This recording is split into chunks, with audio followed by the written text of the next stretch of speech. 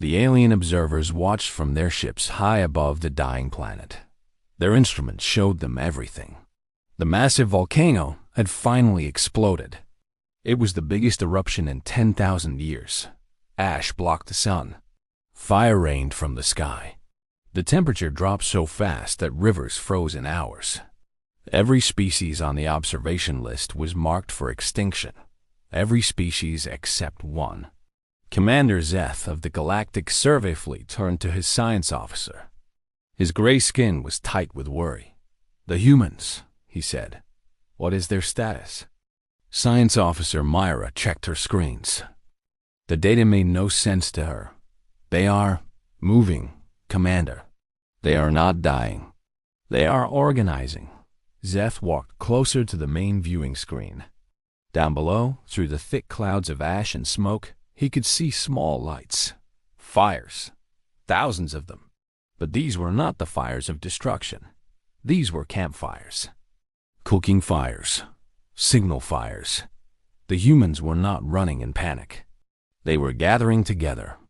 On the surface, in what was once called North America, a woman named Elena led her group through the frozen darkness. She had been a schoolteacher before the Ashfall. Now she was a leader of 200 survivors. The ash was so thick that noon looked like midnight. The cold bit through every layer of clothing. But Elena kept walking. She kept her people walking.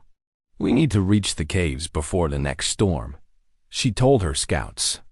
"The mountain will protect us from the worst of it." A young man named Marcus walked beside her. He was carrying a child on his back. The child was not his own. Her parents had died in the first wave of destruction. Marcus had simply picked her up and kept moving. That was what humans did. They carried each other. "The temperature is still dropping," Marcus said. His breath made thick clouds in the frozen air. "The old ones are struggling," Elena nodded. "Then the young ones will help them. We leave no one behind." Up in orbit, Commander Zeth was receiving reports from across the planet. Every report was the same. The humans were not giving up. In Europe, survivors were breaking into museums to take ancient farming tools. In Asia, people were digging into mountainsides to create shelter. In Africa, communities that had fought each other for generations were now sharing food and water. "This is impossible," said Myra. "Our models predicted total collapse within 3 planetary rotations. It has been 7 rotations. They should all be dead." Zeth studied the data streams. "Look at this," he said, pointing to a section of the screen. "They are sharing information across the entire planet. Even with most of their technology destroyed, they are finding ways to communicate. Signal fires, runners, written messages. They are telling each other how to survive." In the frozen wasteland that had once been farmland, Elena's group reached the caves. The entrance was narrow, but inside there was space for everyone. More importantly, there was warmth. Deep in the earth, away from the killing cold of the surface, the temperature was stable. "Start the fires," Elena ordered. "Get the children warm first, then the elderly, then everyone else." An old man named Thomas approached her. He had been an engineer before the disaster. His hands were blue from the cold, but his eyes were bright with purpose. "I have been thinking," he said. "We can use the natural hot springs deeper in the caves. If we channel the water, we can heat more areas. We can even grow food underground." Elena smiled. It was the first time she had smiled since the sky turned black. "Show me," she said. Weeks passed, then months. The ash continued to fall. The sun remained hidden, but the humans did not die. They adapted. They learned. They changed their entire way of living. In Elena's cave system, the community grew. Scouts found other survivor groups and brought them in. The caves expanded. Thomas's heating system worked better than anyone expected. Underground gardens began to produce food. It was not much, but it was enough. Commander Zeth could not look away from his screens. He had watched many species face extinction. He had seen how they all reacted the same way. Panic, violence, despair, then death. But these humans were different. They were getting stronger. "Commander," said Mira one day, "I have compiled the survival statistics. You need to see this." Zeth read the numbers. His eyes went wide. "This cannot be correct. You are saying that 15% of their population has survived? After a Class 7 extinction event?" "The numbers are accurate, Commander. And the survival rate is increasing. They are learning too fast, adapting too quickly. They are doing things that should take generations in mere months." Zeth sat back in his command chair. In all his years of service, he had never seen anything like this. The Galactic Council would want to know about this species. They would want to know very much indeed. 5 years had passed since the Great Eruption. The ash clouds were finally beginning to thin. Weak sunlight was starting to reach the surface again. And humanity had not just survived. Humanity had transformed. Elena stood at the entrance of her community's cave system. Behind her stretched miles of tunnels, chambers, and underground farms. What had started as 200 desperate survivors was now a city of 15,000. They had doctors. They had teachers. They had engineers and farmers and artists. They had children who had never known the world before the Ashfall. Children who saw the underground life as normal and good. Marcus walked up beside her. The little girl he had carried through the darkness was now a young woman named Sarah. She was one of their best scouts, brave and clever. "The surface teams are reporting back," Marcus said. "The soil is starting to recover. We might be able to grow crops above ground within 2 years." Elena nodded slowly. "The council will want to hear this. We need to start planning for the return." The return. It was what everyone talked about. But Elena knew it'd not be simple. Humanity had changed during the long darkness. They had become something new, something stronger. In orbit, Commander Zeth had requested permission to stay and observe.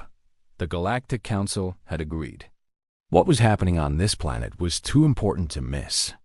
No species in recorded history had ever survived a Class 7 extinction event. These humans were making history. "They are emerging," Myra reported, "all across the planet. The survivor communities are coming back to the surface." Zeth watched the screens with wonder. Small groups of humans were stepping out into the pale sunlight. After 5 years of darkness, they were returning to their world. But they were not returning as the same species that had fled underground. The old divisions were gone. The wars and conflicts that had marked human history seemed to have been left behind in the ashes. When survivor groups met, they did not fight. They shared. They taught each other what they had learned. They combined their knowledge and their strength. In what had once been Europe, 3 separate communities came together to rebuild a city. They used the old buildings as foundations, but they built something new on top. Something better. The new city had gardens on every roof. It captured rainwater and sunlight. It wasted nothing. In Asia, engineers from different survivor groups worked together to restore power. They did not rebuild the old systems that had failed. They created new ones. Wind and water and sun became their sources of energy. The mistakes of the past would not be repeated. In Africa, farmers planted new crops that could survive in the changed climate. They combined ancient knowledge with new techniques learned during the dark years. The land began to heal. Elena traveled to a great meeting of community leaders. People had come from every corner of the world. They spoke different languages, but they all understood each other. The Ashfall had taught them that they were one people, one humanity, one family. "We have survived the worst thing that could happen," Elena told the gathered leaders. "Now we must build something worthy of that survival. We must create a world where our children and their children can live in peace. Where we work with the earth instead of against it. Where we remember what the darkness taught us." Old Thomas, now very old indeed, stood beside her. The cave showed us that we can live differently, he said. We do not need to return to the old ways. We can choose a new path. The leaders agreed. A new council was formed. Not to rule over people, but to help them, to share knowledge, to solve problems together. The borders of the old nations were not redrawn. Instead, they were simply forgotten. Commander Zeth made his final report to the Galactic Council. His voice was filled with something that sounded almost like respect. The human species has not only survived, he said. They have evolved. Not in body, but in spirit. The disaster that should have destroyed them has instead united them. They have become something greater than they were before. The council members listened in silence. Finally, the eldest among them spoke. What is your recommendation, Commander? Zeth thought carefully before answering. Watch them, he said. Learn from them. And when they are ready, when they reach for the stars, be prepared to meet them as equals. Because any species that can survive what they have survived, any species that can turn total destruction into total renewal, is a species that will go far. Very far indeed. On Earth, 10 years after the Ashfall, Sarah stood on a hillside with her own children. The world around them was green and alive. Cities rose in the distance, beautiful and clean. The air was fresh. The water was pure. Birds sang in trees that had not existed a decade before.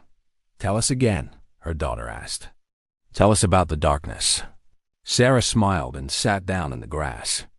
Long ago, she began, the sky turned black and the world grew cold. Everyone thought it was the end, but it was not the end. It was just the beginning, because humans do not give up. We carry each other through the darkness. We find light even when there is none. We survive. We rebuild. We become better than we were. Her daughter looked up at the blue sky, where birds circled in the warm air. Were you scared? She asked. Yes, Sarah admitted. Everyone was scared, but we were scared together. And that made all the difference. Somewhere far above, in the endless darkness of space, a galactic survey ship kept watch. Its commander looked down at the blue and green world below. The humans were building their first spacecraft. Soon they would leave their planet. Soon they would join the community of stars. And when they did, the galaxy would never be the same. The Ashfall had come to destroy humanity. Instead, it had forged them into something stronger, something unstoppable, something that would echo through the stars for generations to come, because that was what humans did. They did not just survive. They rose, they rebuilt. They reached for the impossible and made it real. Humanity, after all, was forever.